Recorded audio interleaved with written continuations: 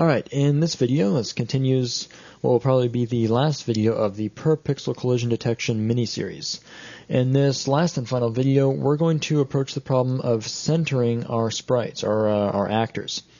If you remember from the last video, I said that our sprites, our actors, are top left aligned. That means their position point is at the top left point of the sprite, meaning that we have more of a rectangle style of positioning for those actors. And you just want to be able to give an XY position, and it's going to be centered around that position. Exactly, because for a game like Space Fighter, it would be much more convenient to have the position actually located at the visual center of an actor. Yeah. This means that when a projectile is homing in on an actor, it will home into the center of the actor and not to the top left-hand corner, so we get a much better visual result if we have centered positioning. Okay. So in this video, what I want to do is make adjustments to our code so that our actors are positioned around their center point. Okay. This is going to involve a few changes within the code.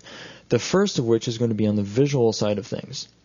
What I'm going to do is add an origin property to the sprite. The reason I'm adding it to the sprite is because that's where we get all of our dimensional information. The sprite holds the texture. The sprite knows how wide the tiles are. If we take half of the tile width and height, then we get the visual center of a sprite. So sprite's going to hold an origin. Then sprite is also responsible for drawing.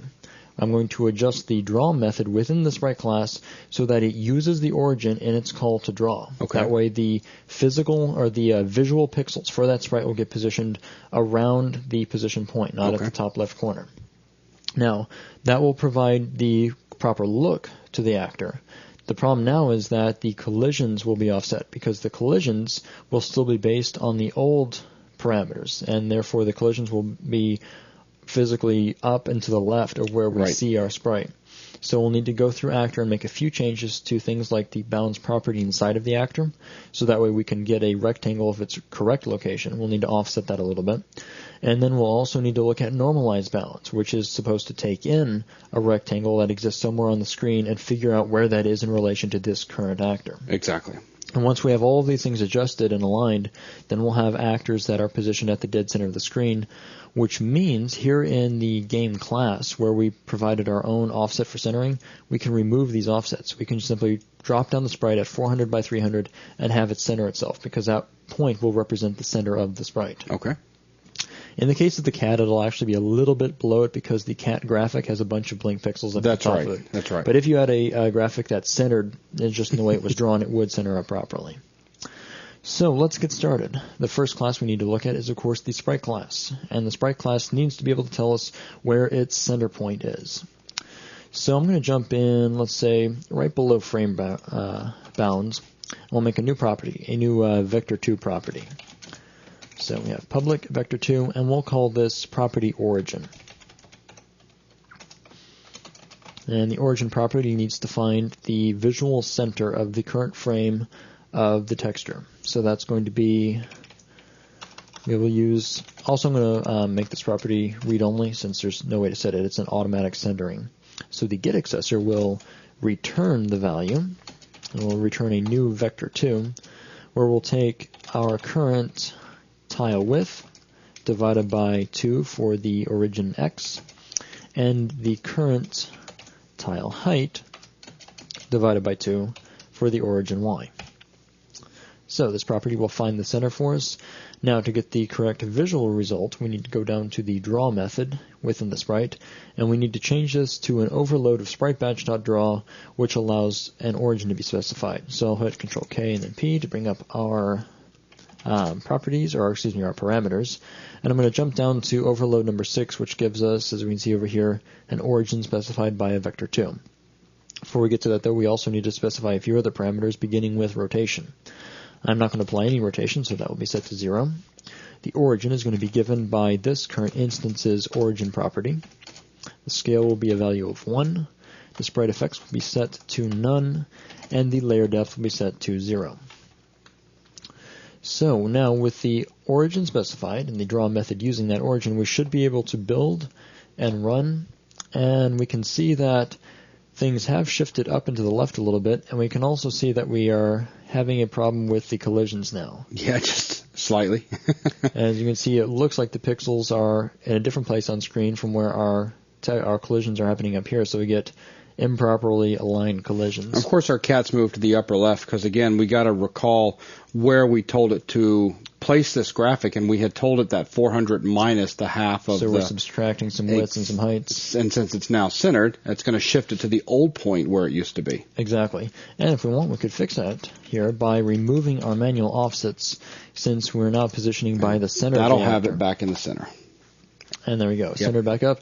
But that has not fixed our collision problem. Right. That's because our collision is based on a rectangle described as bounds from inside of the actor class, which is how we get the overall area that the actor is occupying. And that needs to be adjusted in order to account for this new origin given by the sprite. So what that means is down in the bounds property, we actually need to subtract the bounds up and to the left, since that's essentially what's happened, since originally we positioned at the top left-hand corner, and that point hasn't moved in space. It's still at 400 by 300. So what has happened is our graphic has physically moved up and to the left some. That's right. We need to move our collision bounds up and to the left to match that. And we can do that here in bounds by subtracting this instance's sprites origin, x and y. So we can look at this .sprite.origin, and this is for the x component of the rectangle, so we'll feed in the x value. Now x here is a float because it's from a vector 2, and we're trying to feed into a rectangle, so we'll need to cast this to an integer before we can use it. And then we could copy that and use that same expression on the second line for the rectangle's x values, changing over to the x component of the origin. So now if we build... The y component. Oh, excuse me, the y component. I was already thinking ahead to the next problem. I can build and test at this point, but the code will more than likely crash as I move over to a collision.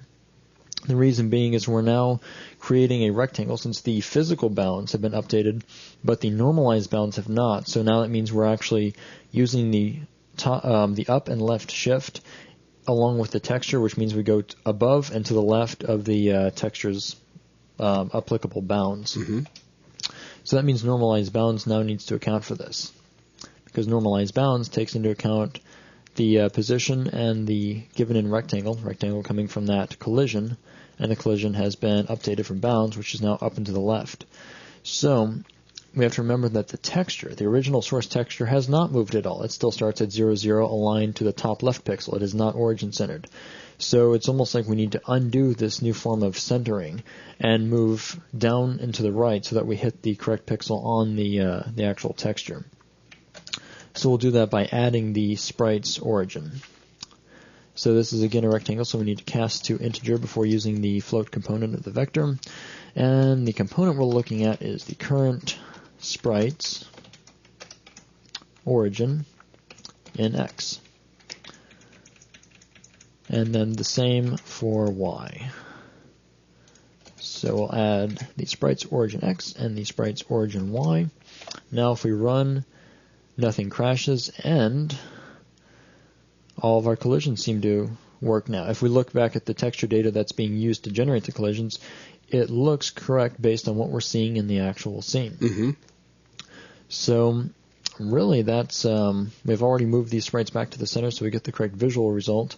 The cat does look a little bit lower on screen, but again, watching this collision rectangle, we can see that the sprite's graphic actually starts up here. Right. It's just that the drawn pixels are at the bottom of that graphic. But otherwise, we now have the texture aligned at its center point, which you can probably see on this recording better than we can see ourselves, because the mouse is hidden for us inside of XNA, whereas the capture software is picking up the mouse. So you can actually see the mouse is at the center of this drawn mushroom texture. Right. And once again, confirming the fact that we now have centered positioning, origin-based centered positioning for actors, giving us a much more convenient positioning system to use in Spacefighter. Fantastic. And with that, that's going to wrap up the little mini-series that we've put together for you guys talking about per-pixel collision detection. Thanks a lot.